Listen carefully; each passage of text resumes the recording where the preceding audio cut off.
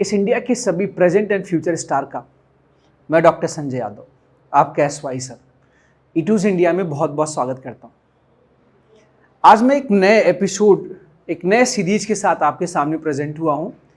ये एपिसोड या सीरीज उन बच्चों को समर्पित है, या उन बच्चों के लिए है जो जेईई मेंस क्लियर कर चुके हैं और जेईई एडवांस की प्रिपरेशन कर रहे हैं और थोड़े बहुत परेशान हैं, कंफ्यूज हैं कि जेईई एडवांस के क्वेश्चन को हम हैंडल कैसे करें। ये हमारे जो ईटूज के स्टूडेंट हैं उनके लिए तो है ही है, साथ में जो हमारे ईटूज के स्टूडेंट्स नहीं हैं, जो ऑल ओवर इंडिया किसी भी जगह पढ़ते हैं, जेईई मेंस क्वालिफाई कर चुके हैं लेकिन जेईई एडवांस के क्वेश्चन में उन्हें डर लग रहा है, तो वह उनके लिए भी है। ये ईटूज इंडिया ने ये आपके लिए फ्री ऑफ कॉस्ट ये सीरीज चलाएगा। यदि आपको ये बेनिफिट करेगा या आपको ये पसंद आएगा या इसे आप लाइक और शेयर करते हैं तो हम इस सीरीज को आगे बढ़ाते जाएंगे। इस सीरीज में हम सीखेंगे कि कैसे जेईई एडवांस के क्वेश्चन को हम आसानी से हैंडल कर सकते हैं। बहुत आसान, बहुत टफ नहीं होता यदि आपको कंसेप्ट आता है, क्योंकि जेईई मेंस क्वालिफाई करने का मतलब है कि आपको कंसेप्ट आता है, बस आपके अंदर एक डर, एक फोबिया है, वो निकलता नहीं। अगर वो निकल जाए तो आप जेईई एडवांस के क्वेश्चन को बहुत आसानी से कर सकते हैं और बहुत आसानी से लगभग सभी क्वेश्चन किए जा सकते हैं ऑर्गेनिक केमिस्ट्री के। मैं आपको दिखाऊंगा कि कैसे क्वेश्चन अपन को अटेम्प्ट करना है, किस प्रकार से क्वेश्चन को हमें अटेम्प्ट करना है जेईई एडवांस के क्वेश्चन को, और कैसे जेईई एडवांस के क्वेश्चन जो आए हैं वो उनको देख करके घबराने की जरूरत नहीं, वो इजी, वो क्वेश्चन टफ जो लगते हैं वो कैसे आसानी से सॉल्व होते हैं। बस फर्क है जेईई मेंस और जेईई एडवांस में, एक ये फर्क होता है कि जेईई मेंस में थोड़ा याद करने वाला, रटने वाले कंसेप्ट से भी क्वेश्चन पूछा जाता है, जैसे केमिस्ट्री इन एवरीडे लाइफ हो गया, या उधर के कुछ क्वेश्चंस पॉलीमर्स हो गए या कुछ और। लेकिन यहां पर ज्यादातर कंसेप्चुअल क्वेश्चन पूछे जाते हैं। यदि आपका कंसेप्ट क्लियर है ऑर्गेनिक केमिस्ट्री का तो हर बच्चा जेईई एडवांस के हर क्वेश्चन को सॉल्व कर सकता है। मैं आपको दिखाता हूं। अच्छा, इस सीरीज में मैंने क्या किया है, इस सीरीज में मैंने कुछ नए क्वेश्चंस को लिया है और कुछ पुराने क्वेश्चन जो आपके जेईई एडवांस में पूछे जा चुके हैं वो लिया है, और कुछ क्वेश्चन पुराने क्वेश्चन ही हैं लेकिन उसमें मॉडिफाइड करके आपके सामने रखा है। और मैं देखना चाहता हूं कि आप इस क्वेश्चन को कर पाते हैं कि नहीं कर पाते, और अगर नहीं कर पाते हैं तो इसे करेंगे कैसे, ये भी मैं सिखाऊंगा आपको। अच्छा, इस वीडियो में आगे बढ़ने से पहले जो है लिंक दिया जाएगा, उस लिंक के थ्रू जो है आप इनके क्वेश्चंस को आप जो है इसे डाउनलोड कर लेंगे, इन क्वेश्चन को एक बार पहले खुद अटेम्प्ट कर लेंगे और फिर इसके बाद इस वीडियो को देखेंगे। तो चलिए आज का लेक्चर, आज का सीरीज हम स्टार्ट करते हैं, और ये है जेईई एडवांस फाइनल टच जो है, इंपॉर्टेंट क्वेश्चन होगा, इंक्लूडिंग प्रीवियस ईयर क्वेश्चन भी इसमें शामिल होंगे। सबसे पहला क्वेश्चन है सिंगल चॉइस टाइप क्वेश्चन है। सिंगल का जो है इसमें आंसर एक ही करेक्ट होगा, पहले से बता दिया है, तो आपको एक आंसर करेक्ट करना है यहां पर। अब आपको बताना है कि इस रिएक्शन में जो मेजर प्रोडक्ट होगा वो क्या होगा। ये रिएक्शन हो सकता है आपने देखा हो सकता है ना देखा हो, या इसे मिलता जुलता रिएक्शन आपको देखा है। कैसे अपने मैकेनिस्टिक अप्रोच से, अपने ज्ञान से इस क्वेश्चन को आप हैंडल करेंगे। ये आपके सामने दिया हुआ है मिथाइल इंडोल करके एक एरोमेटिक कंपाउंड दिया हुआ है, जिसमें ये डाइक्लोरोमीथेल और मिथाइल लिथियम के साथ रिएक्शन करा रखा। सोचें इनके बीच में क्या रिएक्शन होने के चांसेस है। देखिए, सबसे पहले आप जानते हैं कि मिथाइल डाइक्लोरोमीथेन और मिथाइल लिथियम, हम इनको आपस में रिएक्शन करेंगे। डाइक्लोरोमीथेन जो होता है बेटा, इसका हाइड्रोजन एसिडिक नेचर का होता है, यह हम जानते हैं।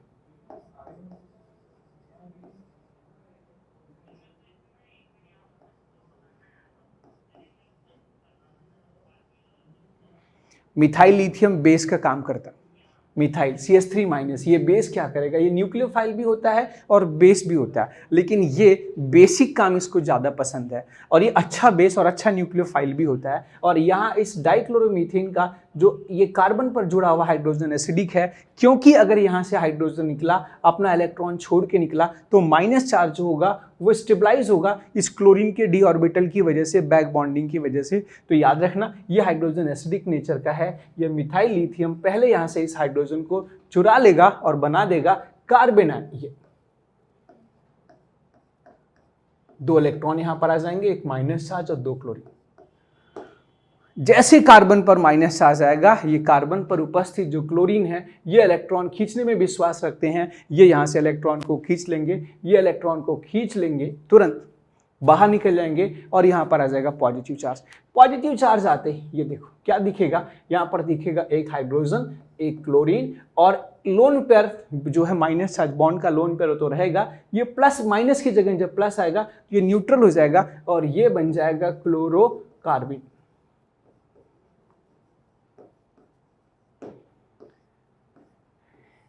याद आ गया होगा आपको कि क्लोरोफॉर्म का रिएक्शन कराते हैं अगर हम लोग बेस के साथ तो वहां पर डाइक्लोरोकार्बन बनता है। उसी प्रकार से डाइक्लोरोमीथेन का रिएक्शन अगर हम बेस के साथ कराते हैं तो क्लोरोकार्बन बनता है। ठीक है, अब ये डाइक्लोरोकार्बन जहां पर बना है वहीं पर प्रेजेंट होगा ये इंडोल, ये बेंजीन रिंग के साथ 5 मेंबर रिंग जुड़ा हुआ जिसमें ये पाई बॉन्ड प्रेजेंट है। ओके जी, ये एरोमेटिक कंपाउंड्स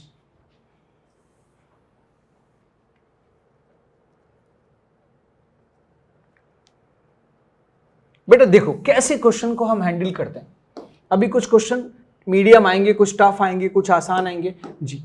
ये एरोमेटिक कंपाउंड्स,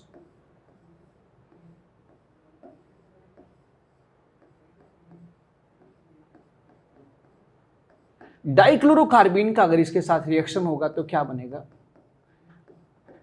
यहाँ डाइक्लोरोकार्बन क्लोरोकार्बन का रिएक्शन होगा तो क्या बनेगा, आप सब जानते हैं। हालांकि इसे कई मेथड से आप बता सकते हैं। एक चीज़ तो आपने बहुत आसान तरीके से सीखा होगा कि अगर डबल बॉन्ड के नज़दीक कभी कार्बन आता है तो कार्बन ये डबल बॉन्ड को तोड़ करके इनके साथ जुड़ जाता है, ये आपको पता है। तो वही रिएक्शन यहाँ पर होगा, याद रखिएगा। ये कार्बन क्या करेगा, वह इस एरोमेटिक कंपाउंड के साथ जुड़ जाएगा। इसको मैकेनिज्म बताने का एक और रास्ता है, पर ये शॉर्टकट तरीका जो आपको पहले से पता है मैं वही तरीका अपना करके बता रहा हूं। ओके, ये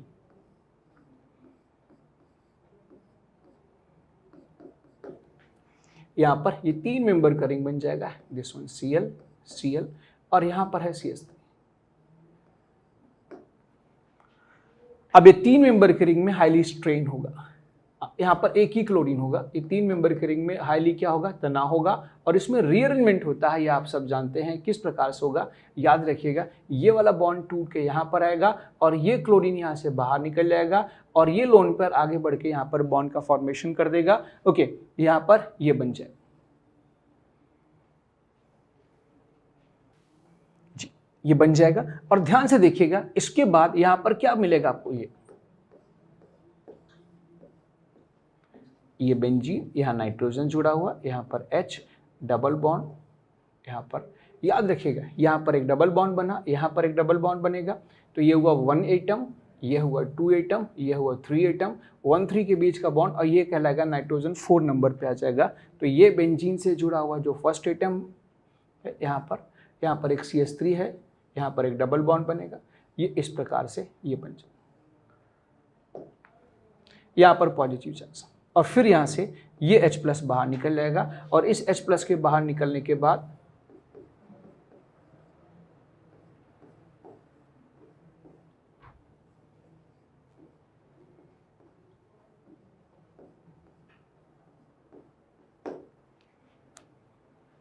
ये क्यूनोलिन बन जाएगा। It is converted to another heterocyclic compound quinoline.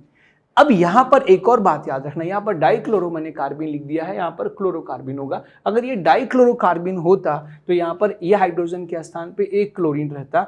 यानी अगर हम ध्यान से देखें, ये पहला एटम, ये दूसरा एटम, ये तीसरा, ये चौथा, ये पहला एटम, ये जो दूसरा एटम है, यहाँ पर एक क्लोरीन पाया जाता। अगर यहाँ पर 2 क्लोरीन होता तो इस रिएक्शन को आपने पढ़ा होगा, रीमर टीमर रिएक्शन जब पढ़ा होगा तो एबनॉर्मल रीमर टीमर रिएक्शन करके एक पढ़ा होगा, वहां पर आपने पढ़ा होगा इस तरह के रिएक्शन को एक बार पढ़ा होगा।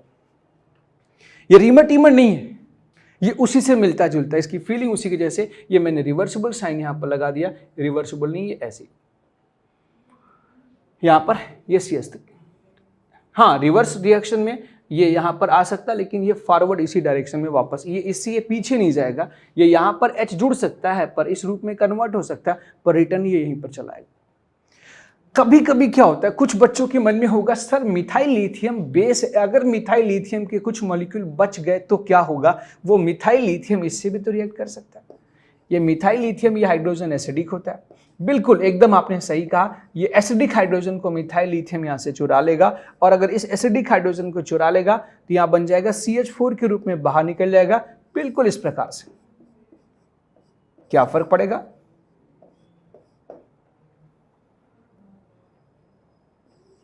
फिर वापस अगर आप कार्बीन के साथ इसका रिएक्शन कराते हो, डाइक्लोरोकार्बीन, देखिए ये कार्बन इलेक्ट्रॉन का ज्यादा रिच है, ये रेजोनेंस करके इलेक्ट्रॉन यहां पर मूव करेगा, ये वाला इलेक्ट्रॉन यहां पर मूव करेगा, और ये जो कार्बीन है इस कार्बीन को ये कार्बन इलेक्ट्रॉन डोनेट कर देगा, बिल्कुल ऐसे।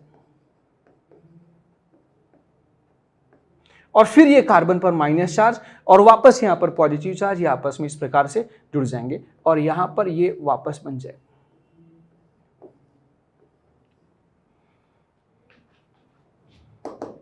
मैं इसे थोड़ा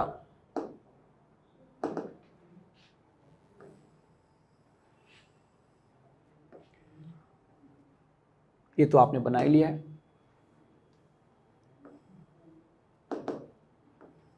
चलो मैं यहां पर बता ही देता हूं, ध्यान से देखिएगा।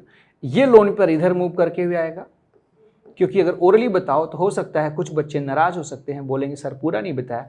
ये नाइट्रोजन पर ये डबल बॉन्ड आएगा, यहां पर माइनस चार्ज आएगा और ये रहेगा आपका CH3 और ये CH3 से जुड़ जाएगा ये क्लोरोकार्बीन CHCl माइनस चार्ज। फिर ये माइनस चार्ज वापस, ये माइनस चार्ज इसके एंटी बॉन्डिंग ऑर्बिटल में इलेक्ट्रॉन डोनेट करेगा, ये वाला बॉन्ड टूट के यहां पर चला जाएगा और हमें वापस यहां पर प्राप्त हो जाएगा।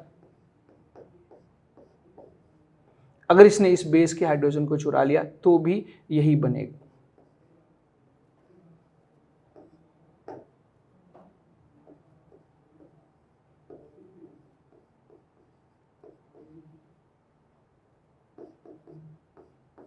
और इसमें रिअरेंजमेंट और जल्दी होगा, क्योंकि यहां पर जो N- है वो इलेक्ट्रॉन डोनेटिंग ग्रुप है, ये N- इलेक्ट्रॉन को इधर रिपेल करेगा, ये वाला बॉन्ड रिपेल होकर यहां जाएगा और ये कंपाउंड इस कंपाउंड में कन्वर्ट हो जाएगा। आप देख लो, ये कार्बन 1 हुआ, ये कार्बन 2 हुआ, अच्छा यहां से क्लोरीन बाहर निकल जाएगा, ये 1 2 3 और ये 4 डायरेक्ट बन जाएगा। तो कुछ बच्चों के मन में यह शंका आ सकती है कि सर ये बेस अगर यहां से हाइड्रोजन चुरा लिया तो ऐसा भी हो सकता है, लेकिन बनेगा प्रोडक्ट यही वाला प्रोडक्ट। ये 1 2 3 4 मिथाइल, ये 4 पोजीशन पे नाइट्रोजन के मिथाइल ग्रुप आ गया। ऑप्शन क्या होना चाहिए? I think option should be G, ये नाइट्रोजन की 4 पोजीशन पे मिथाइल आ गया, ये तो करेक्ट है। यहां पर देखो ये नहीं हो सकता, ये नहीं हो सकता, ये नहीं हो सकता, क्योंकि यहाँ का ये जो 1 पोजीशन ये 2 पोजीशन है ऊपर से यहाँ पर इस पे क्लोरीन आ गया। हाँ ये बनता अगर हमने यहीं पर ये डाइक्लोरोमीथेन नहीं लिया होता, यहाँ पर क्लोरोफॉर्म ले लिया होता CHCl3 है ना, और मिथाइल लिथियम ले लिया होता, या हमने लिया होता क्लोरोफॉर्म लिया होता एंड KOH ले लिया होता, CHCl3 एंड KOH ले लिया होता, अगर सेम रिएक्शन, तो इस कंडीशन में जो आंसर होता वो आंसर हो जाता डी। ठीक इसी प्रकार से और भी क्वेश्चन, यहां तो हमने क्या किया कि एक 6 मेंबर रिंग बेंजीन रिंग एक 5 मेंबर रिंग से यह मिली हुई है। अगर आपसे पूछा जाए कि सिर्फ 5 मेंबर की रिंग लिखा हो इसी रिएक्शन में, सेम रिएक्शन को एक 5 मेंबर रिंग से करा दिया जाए तो क्या फर्क पड़ता है? ये 6 मेंबर के रिंग में कन्वर्ट हो जाए। अगर हम इसी के साथ रिएक्शन कराएं तो ये 6 मेंबर के रिंग में कन्वर्ट हो जाएगा। इसके साथ कराएंगे, इसके साथ कराएंगे तो क्लोरीन के साथ 6 मेंबर रिंग बन जाएगा। मतलब फीलिंग आपकी वही होनी चाहिए। आप सब जानते हैं कि क्लोरोफॉर्म का हाइड्रोजन और ज्यादा एसिडिक होता है। अगर आप इसका KOH के साथ रिएक्शन कराएंगे तो KOH के साथ रिएक्शन करने पर ये यहाँ से एसिडिक हाइड्रोजन को चुरा लेगा, यहाँ माइनस आ जाएगा, फिर यहाँ से Cl बाहर निकलेगा और बन जाएगा डाइक्लोरोकार्बीन प्लस NaCl और प्लस वाटर। ये और जब डाइक्लोरोकार्बीन होगा तो ध्यान से देखिएगा यहाँ पर जी, यहाँ पर जो H और एक Cl है यहाँ पर दोनों Cl हो जाएंगे, बस फर्क होगा यहाँ पर जो H और Cl है यहाँ दोनों Cl हो जाएंगे, या H और Cl है यहाँ दोनों Cl हो जाएंगे। फिर जब यहाँ Cl होगा तो यहाँ पर Cl आ जाएगा, इस पोजीशन पे Cl आ जाएगा। और इस साइड से करेंगे तो यहाँ पर जो है जिस कार्बन पर ये जुड़ा वहाँ पर Cl आ जाएगा। यहाँ पर Cl और H है तो यहाँ पर एक Cl आ जाएगा, यानी यहाँ पर Cl आ जाएगा। बिल्कुल, ये है क्वेश्चन नंबर 1। ये नया क्वेश्चन है, आपकी एग्जाम में आ सकता है। लेकिन अगला क्वेश्चन आपकी एग्जाम का क्वेश्चन मैं आपसे पूछ रहा हूँ, ये जैसे ये question J advance I think 2017 में पूछा गया है, ऐसे क्वेश्चन भी पूछे जाते हैं ये जो कि आसान क्वेश्चन है। The correct statement for the following addition reaction is, आपको ऐसे क्वेश्चन को जब करना है तो क्या करेंगे, यहाँ पर जो प्रोडक्ट है वो बना लेंगे और फिर इस स्टेटमेंट को पढ़ेंगे तो आप आसानी से क्वेश्चन को सॉल्व कर सकते हैं। आप सब ये पढ़े हैं कि अगर किसी ट्रांस एल्कीन पर ब्रोमीन का एडिशन होता है तो ये एक एंटी एडिशन प्रोसेस होता है। एंटी एडिशन प्रोसेस का मतलब होता है कि दोनों ब्रोमीन जो होता है वो अपोजिट साइड से जुड़ते हैं डबल बॉन्ड पर, एंटी एडिशन प्रोसेस। तो एंटी एडिशन प्रोसेस में जो ट्रांस आइसोमर्स होता है उसमें हम क्या बनाते हैं, उसमें हम बनाते हैं इराइथ्रो पेयर, ये जिसे आप मीजो पेयर भी कहते हैं। अगर दोनों एल्कीन आपस में सेम है तो ये बनेगा इराइथ्रो पेयर। तो CH3C यहाँ पर एक तो ये बनेगा, दूसरा इसका मिरर इमेज।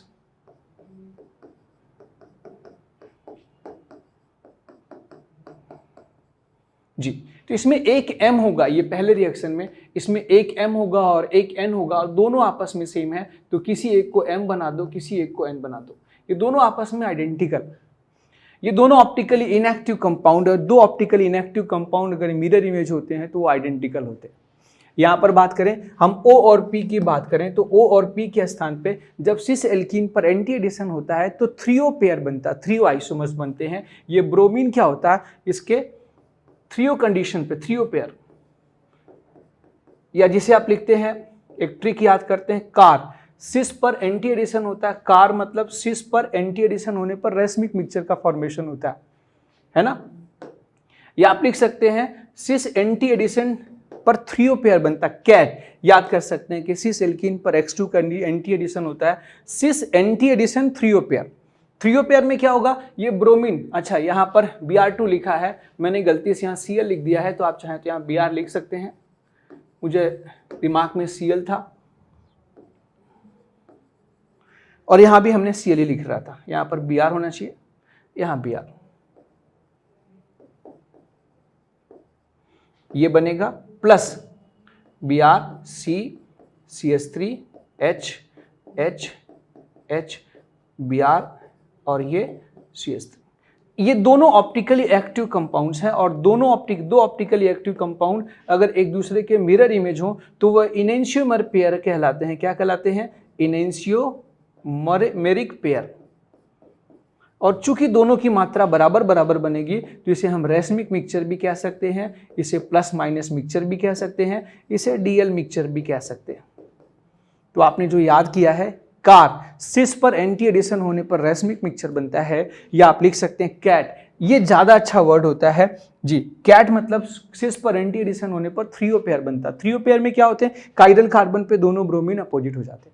इसमें से एक O होगा एक P होगा, तो सपोज ये O है और ये P है, दोनों मिरर इमेज हैं बस आपस में, दोनों ऑप्टिकली एक्टिव मिरर इमेज हैं। अब आपको ये स्टेटमेंट पढ़ना है, देखिए कितना आसान सवाल है, बस आपको ये स्टीरियो केमिस्ट्री पता होना चाहिए। X2 की अगर एडिशन, X2 रिएक्शन की एडिशन की स्टीरियो केमिस्ट्री पता है और आपने यहाँ पर प्रोडक्ट बना लिया तो ये क्वेश्चन आपसे सही हो सकता है। तो चलिए, इसमें लिखा है M&O, इसमें लिखा है M&O मतलब ऊपर वाले रिएक्शन का M और नीचे वाले रिएक्शन का O, मतलब इस M को इस O से कंपेयर कर रहा है और N and P है ना, ये वाला N और इस P के साथ कंपेयर कर रहा है, आर टू इनेंशियोमर पेयर। गलत बात, इनेंशियोमर होने के लिए क्या चाहिए, दो ऑप्टिकली एक्टिव कंपाउंड एक दूसरे के मिरर इमेज होने चाहिए।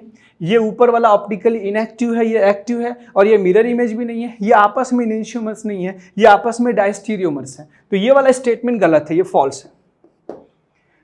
Select correct statement for the following reaction, correct वाला ही चुनना, यहां ध्यान से पढ़ लेना, ये question number 2। Next, bromine proceed through trans addition. बिल्कुल, ट्रांस एडिशन मतलब एंटी एडिशन प्रोसेस होता है। ब्रोमिनेशन जो होता है, क्लोरिनेशन जो होता है, ये ट्रांस एडिशन प्रोसेस या एंटी एडिशन प्रोसेस होता है। ये बात सही लिखा गया।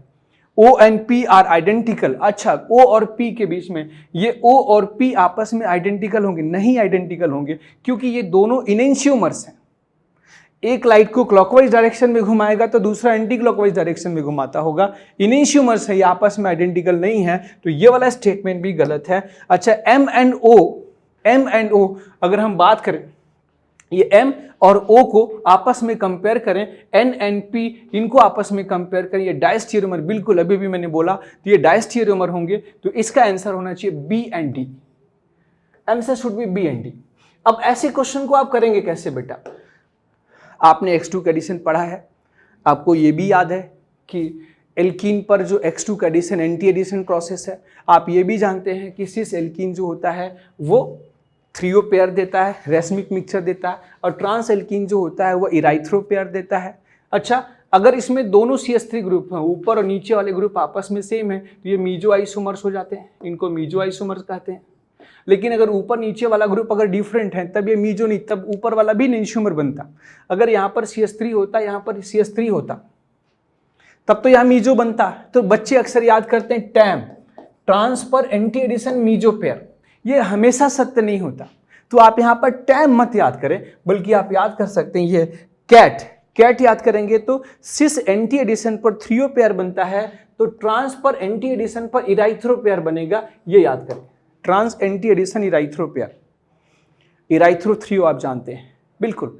अब आपने इनके प्रोडक्ट बना लिए और जो स्टेटमेंट पढ़ रहा है उससे रिलेट करके आप जवाब दे सकते हैं। कितना आसान सवाल, पेशेंस का गेम है। जेईई एडवांस एक पेशेंस का गेम है, जिसने पेशेंटली क्वेश्चन को देख के डरा नहीं, क्वेश्चन को रफ पेपर पे लिखा। समय खूब मिलेगा आपको रिएक्शन के लिए, क्वेश्चन कम होते हैं, समय अच्छा मिल जाता। तो आप अगर लिख करके इसे क्वेश्चन करेंगे, सॉल्व करके क्वेश्चन करेंगे, तो क्वेश्चन आपसे गलत नहीं होगा। नेक्स्ट क्वेश्चन, चलिए ये क्वेश्चन थोड़ा कठिन क्वेश्चन मैंने दिया है, इसमें आपको किसी का भी हिंट नहीं दिया हुआ। ये क्वेश्चन थोड़ा कठिन है, इसमें किसी का भी हिंट नहीं दिया हुआ है किसी के बारे में। ये PQSVTRE, इसमें कुछ पार्ट आपके जेईई एडवांस में पूछे गए सवाल है और कुछ मैंने इसमें ऐड किया हुआ। इसमें क्या पूछ रहा है? By considering major product in step, इसमें सारे स्टेप में मेजर प्रोडक्ट को कंसीडर करना है। Choose the correct option for the above set of reaction, इसके लिए करेक्ट ऑप्शन का चुनाव करना। अब बताइए, इसमें कोई हिंट कहीं नहीं दिया है, अब हमें ऑप्शन चुनना है। पहला U और T के बारे में बोला है कि ये U और T। दूसरा P एंड V के बारे में बोला है, एक P और दूसरा क्या V के बारे में बोला, V। तीसरा क्या बोला है? S और U के बारे में बोला। S और U भी आपको पता होना चाहिए, ये S एंड U पता होना चाहिए। चौथा S एंड T के बारे में पूछा है, तो ये S एंड T भी पता होना चाहिए। ये क्वेश्चन जो है ये S और T। अब आपको अपना दिमाग बहुत खोल के रखना, याद रखना यहां पर कि कोई न कोई मैच तो यहां पर मिलने चाहिए। कैसे मिलेंगे? और यहां ध्यान से देखिएगा, जितने सारे प्रोडक्ट बने हैं इसके बाद P को छोड़ करके QSRUTV, इन सब में एक 6 मेंबर का साइकिल है और साइकिल के साथ एक कार्बन जुड़ा हुआ, साइकिल के साथ एक कार्बन जुड़ा, मतलब ये सब में 6 मेंबर की साइकिल है और इस साइकिल के साथ एक कार्बन और कहीं ब्रोमीन जुड़ा है, कहीं ब्रोमीन नहीं जुड़ा है। और जो P वाला कंपाउंड है उसमें 7 मेंबर है, 7 मेंबर की साइकिल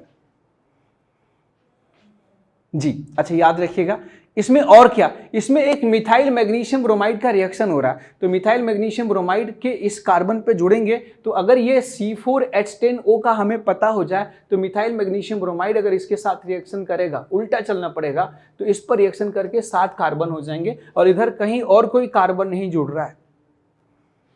अर्थात ये 6 मेंबर का कंपाउंड, ये 6 मेंबर का एक कंपाउंड है।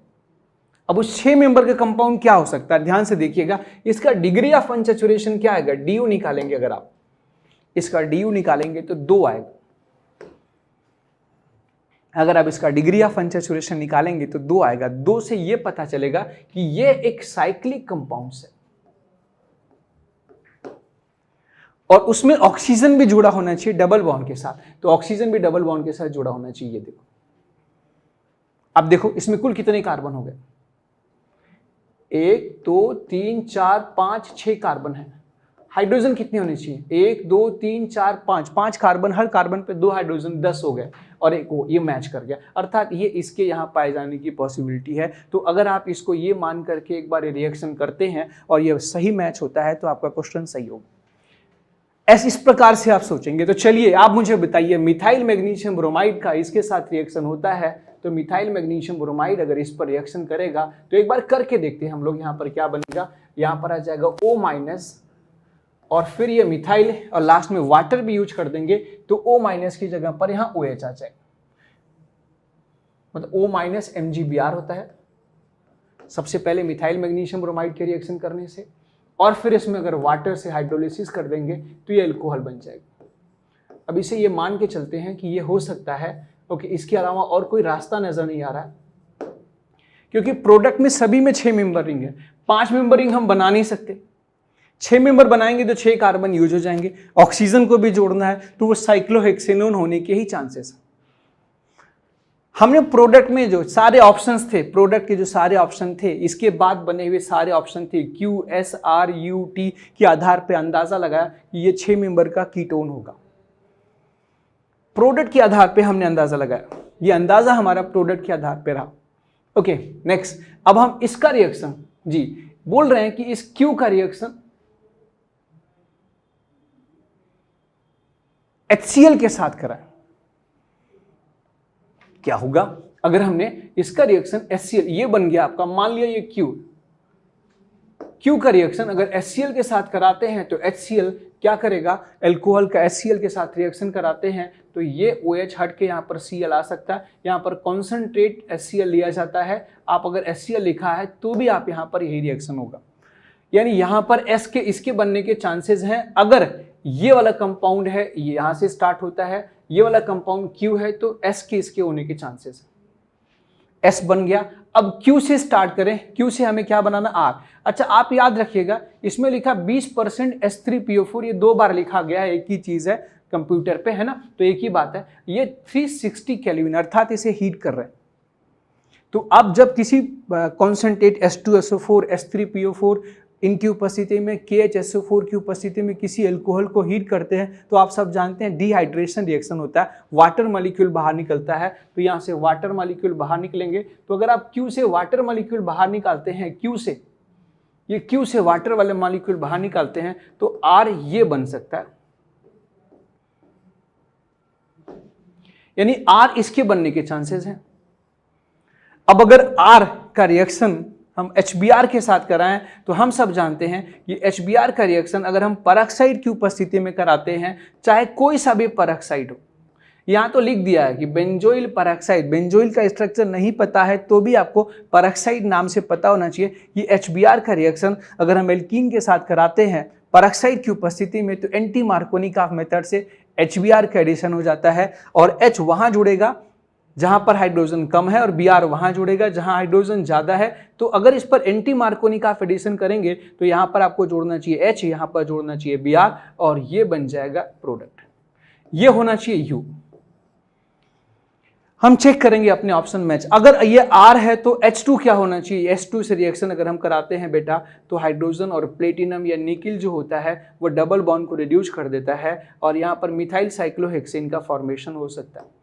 तो ये फर्स्ट रिएक्शन में मिथाइल साइक्लोहेक्सेन बन सकता है और मिथाइल साइक्लोहेक्सेन का अगर हम ब्रोमीन H2HNU के साथ रिएक्शन कराते हैं तो हम सब जानते हैं कि ब्रोमीन जो होता है वो थोड़ा कम रिएक्टिव होता है, तो कंपाउंड के मोस्ट रिएक्टिव हाइड्रोजन के साथ रिएक्शन करना चाहता है। इसका मोस्ट रिएक्टिव हाइड्रोजन ये वाला, अब जब इस मोस्ट रिएक्टिव हाइड्रोजन के साथ रिएक्शन करेगा तो यहाँ पर ये बनने के चांसेस हैं, ये बन सकता है। अभी हम प्रोडक्ट मैच करेंगे और फिर याद रखिएगा अगर हमने इसका रिएक्शन पोटेशियम टर्सरी ब्यूटॉक्साइड के साथ कराते हैं तो पोटेशियम टर्सरी ब्यूटॉक्साइड एक बल्की बेस है, बड़े साइज का बेस है और अच्छा बेस है। आप सब जानते हैं कि अगर बल्की बेस का रिएक्शन एल्काइल हैलाइड के साथ कराते हैं और हीट करते हैं तो एलिमिनेशन होता है, लेकिन यह एलिमिनेशन हाफमैन मेथड द्वारा होता है। अगर यहाँ पर बेस जो होता है छोटे साइज का होता है तो यहाँ सेट्जफ मेथड से एलिमिनेशन होता है, बेस बल्की साइज का होता है तो हाफमैन मेथड से एलिमिनेशन होगा। तो यहाँ हाफमैन मेथड से अगर आप एलिमिनेशन करेंगे, हाफमैन एलिमिनेशन रिएक्शन, तो यहाँ पर ये अल्फा कार्बन है जहां पर ब्रोमीन जुड़ा है, ये बीटा कार्बन है, ये बीटा कार्बन है, ये बीटा कार्बन है, और इसके इस बीटा डैश, इस बीटा कार्बन पर हाइड्रोजन सबसे अधिक है, तो ये जो पोटेशियम टर्सरी ब्यूटॉक्साइड है यहां से हाइड्रोजन चुरा लेगा, और आई थिंक ये मिथाइलिन साइक्लोहेक्सेन का फॉर्मेशन होना चाहिए, ये वी होना चाहिए।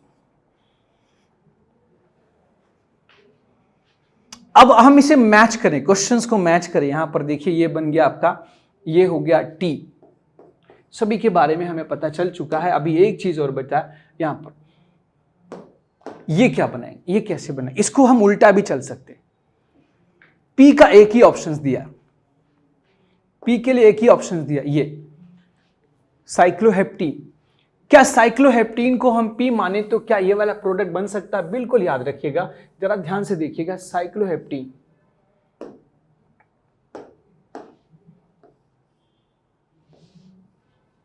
अगर इसका रिएक्शन हम ओजोन के साथ कराते हैं, ओजोन H2O, इस पे हाइड्रोजन प्रेजेंट है, तो हम सब जानते हैं ये बीच से ऑक्सीडाइज हो जाएगा, और इसका पहला कार्बन, इसका ये वाला कार्बन, ये कन्वर्ट हो जाएगा कार्बोक्सिलिक एसिड में, तो ये बन जाएगा 1,7 डाई कार्बोक्सिलिक एसिड, ये 1,7 डाई कार्बोक्सिलिक एसिड बन जाएगा।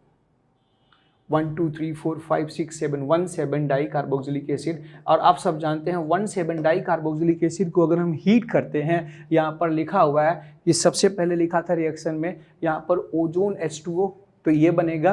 फिर अगर आप इसे हीट कर देंगे बेटा, हीट कर देंगे तो यहाँ से CO2 बाहर निकल जाएगा, और CO2 कौन सा बाहर निकालेंगे, ये CO2 बाहर निकल जाएगा, और इसका कार्बन और इसके कार्बन, यहाँ से CO2 और ये H2O बाहर निकल जाता है। और हम सब जानते हैं मैकेनिज्म, प्रॉपर मैकेनिज्म के थ्रू, और यहाँ पर एक कार्बन कम हो जाता है और 6 मेंबर का कीटोन बिल्कुल बन गया, ये देखो। तो ये इसका मतलब ये पी भी मैच कर रहा है।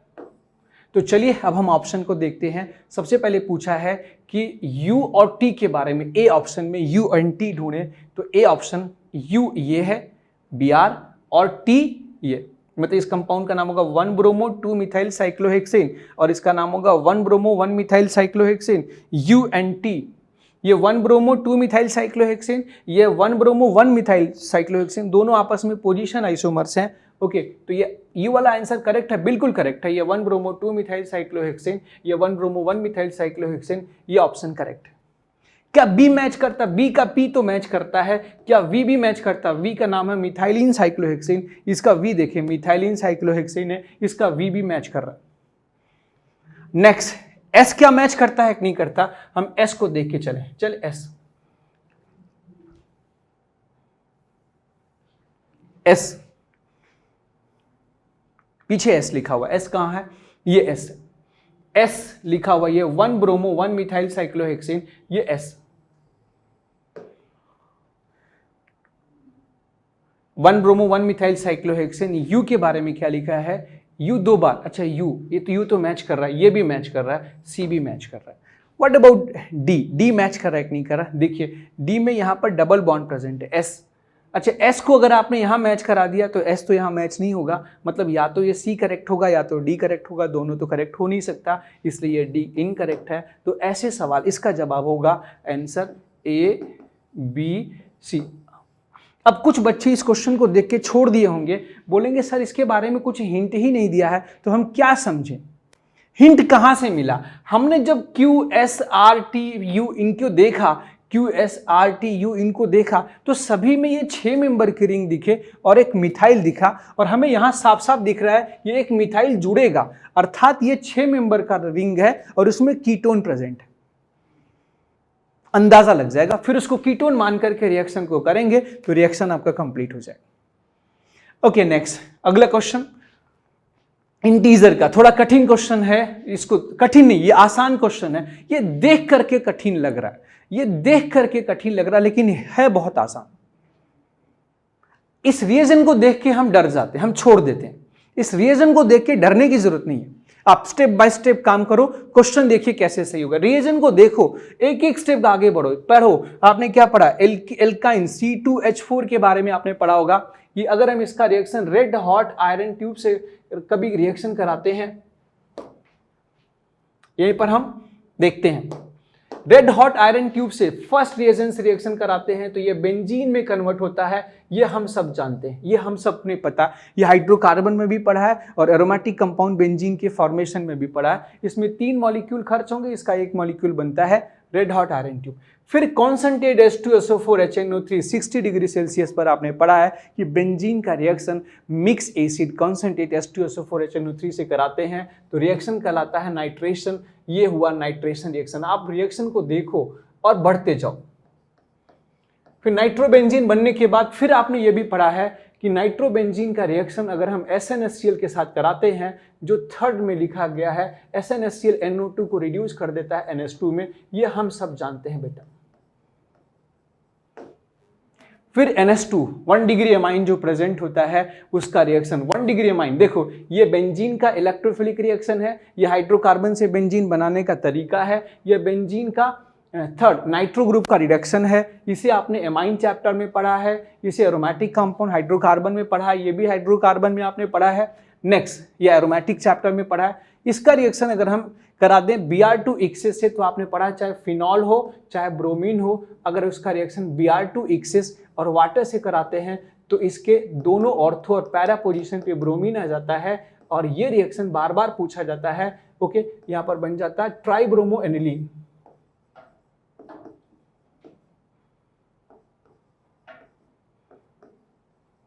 तो आपने Br2 एक्सेस रिएक्शन कराने पर चौथे स्टेप में पहुंच गए, ये बना। फिर इसका रिएक्शन आप बहुत फेमस रिएक्शन, ये आपने पढ़ा एनिलीन का रिएक्शन, एमिनोबेंजीन या एनिलीन का रिएक्शन है। कई सारे चैप्टर के रिएक्शन को शामिल कर दिया। आप डरो मत, इन रिएक्शन को आपने कई बार देखा होगा, डर गए तो आप छोड़ देंगे जी। NaNO2HCl बार बार पढ़ा है कि NaNO2HCl 1 डिग्री अमाइन के साथ रिएक्शन करके डाइजोनियम रिएक्शन शो करता है ना। डाइजोनियम में क्या होता है, बन जाता है बेंजीन डाइजोनियम क्लोराइड, ये बन जाता है बेंजीन डाइजोनियम क्लोराइड और यहां पर जुड़े होंगे 3 ब्रोमीन।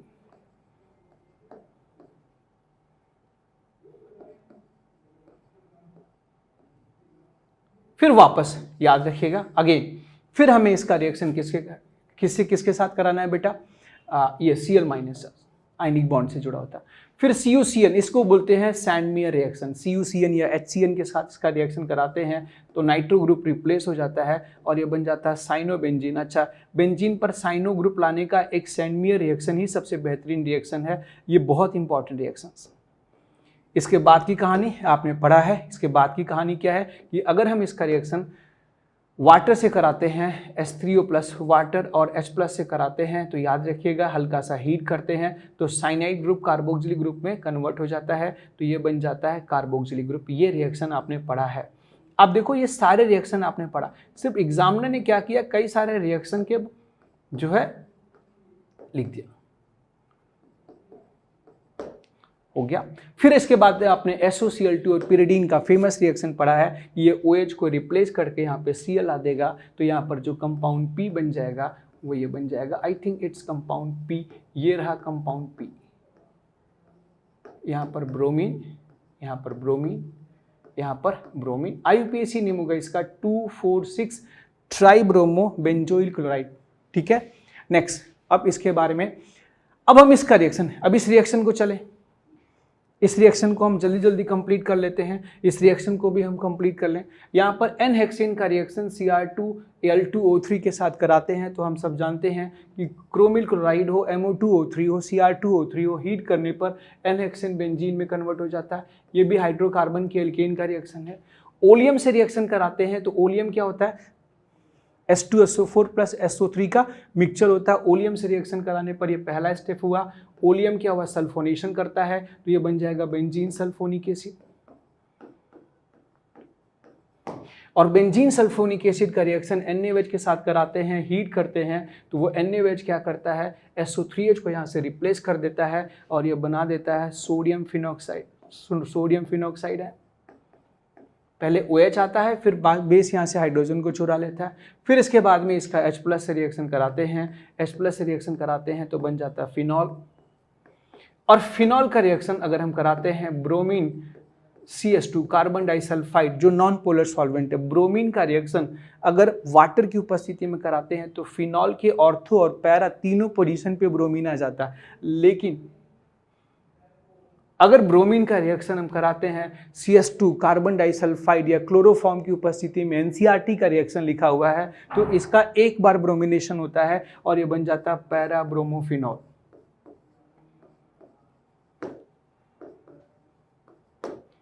ओके, ये सीक्वेंस, ये P बना, ये P बना, P हो गया और ये आपका बन गया Q। रिएक्शन सिर्फ दिखने में बड़ा लग रहा है बहुत छोटा।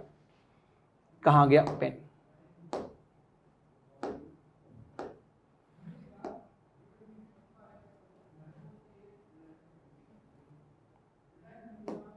ये बना आपका P और ये बन गया Q। ये आप सब जानते हैं। Next, in above sequence of reaction, इस रिएक्शन सीक्वेंस में, अच्छा इसके बाद ये जो Q बना है, Q का रिएक्शन NaOH के साथ करा रहा है और फिर जो बना उसका रिएक्शन P के साथ करा रहा है, फिर R बना रहा है। तो चलिए Q रहा ये पैराब्रोमोफिनॉल, NaOH के साथ रिएक्शन करेंगे तो सिंपल एसिड बेस रिएक्शन पहले होगा, यहाँ पर होगा एसिड बेस रिएक्शन में ये फिनॉल की एसिडिक हाइड्रोजन को चुरा लेगा, बिल्कुल, और जैसे एसिडिक हाइड्रोजन को चुरा बन जाएगा sodium phenoxide ion, para bromo sodium phenoxide ion, ये बन जाएगा। इसके बाद इसका रिएक्शन अगर हम P के साथ कराएं तो P क्या है? Benzoyl chloride.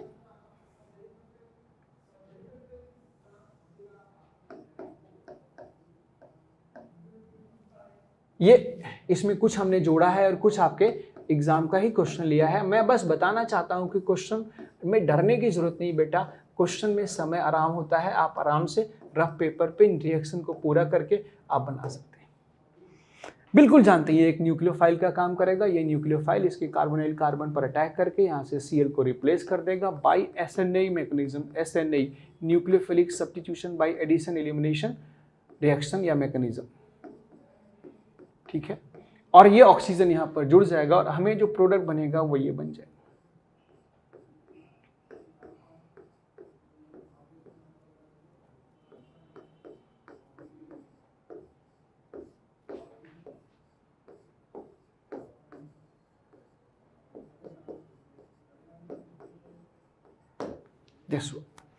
अब इसके बारे में कुछ पूछ रहा है, ये बीच में बेंजीन रिंग है, आप चाहें तो इसका पाई बॉन्ड बना सकते हैं। ये बना फाइनल कंपाउंड, ये रहा आपका Q और ये रहा P और ये बना Q और P के मिलने से क्या कंपाउंड बना? ये R। एग्जामिनर क्या पूछ रहा है? In above sequence of reaction degree of unsaturation of compound is X। मतलब जो in above sequence of reaction degree of unsaturation of compound R, degree of unsaturation of compound R, degree of unsaturation of final compound R is X and number of bromine atom is RY, then what would be value of X minus Y। तो इसका degree of unsaturation क्या होगा इस compound में? Degree of unsaturation देख लीजिए, यहाँ पर 2 रिंग है और पाई बॉन्ड कितने? 1 2 3 4 5 6 7। इसका DU अगर निकालने के लिए बोला जाए तो DU कैसे निकालते हैं? रिंग में पाई बॉन्ड हम मिलाते हैं, रिंग यहाँ पर 2 हैं, पाई बॉन्ड कितने हो गए? 3 3 6 1 7। डिग्री ऑफ अनसैचुरेशन क्या होगा? 9। अच्छा, दूसरा क्वेश्चन क्या पूछ रहा है? And bromine atom present is equal to Y, then what would be value of X minus Y। यहाँ पर ब्रोमीन एटम कितने प्रेजेंट हैं? यहाँ पर ब्रोमीन एटम Br एटम बताना, ये कितने हैं? 4। इस बेंजीन रिंग में 3, इसमें 1, यहां पर माइनस करेंगे तो आंसर क्या हो जाएगा? 5। यहां पे लिखा था फाइनल प्रोडक्ट, है ना, या आप लिख सकते हैं प्रोडक्ट कंपाउंड R लिख सकते हैं। यहां पर in above sequence of reaction the degree of unsaturation of compound R is X and number of bromine atom is equal to Y, then what will value of X minus Y। यहाँ पर आपको जो PDF मिलेगा, जो आपको seat मिलेगी, उसमें ये R मेंशन है, यहाँ पर कंप्यूटर में PPT में बनाते वक्त मिस हो गया, पर कोई बात नहीं। ऐसे क्वेश्चंस आपके एग्जाम में आएंगे तो आप इसे हैंडल कैसे करेंगे बेटा, याद रखना। ऐसे क्वेश्चन कभी आए तो डरिएगा मत, एक एक स्टेप रिएक्शन को पूरा करिएगा और फिर जो पूछे वो बताइएगा। पहले रिएक्शन को पूरा करिएगा फिर आप बताइएगा। 100% आप ऑर्गेनिक केमिस्ट्री के क्वेश्चन सही कर लेंगे, मुझे पूरा विश्वास है।